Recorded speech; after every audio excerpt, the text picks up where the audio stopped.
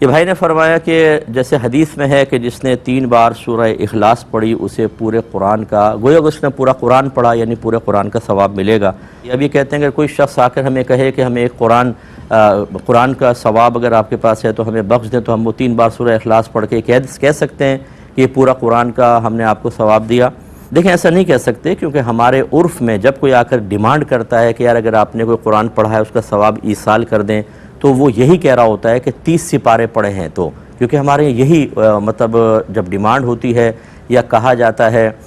اس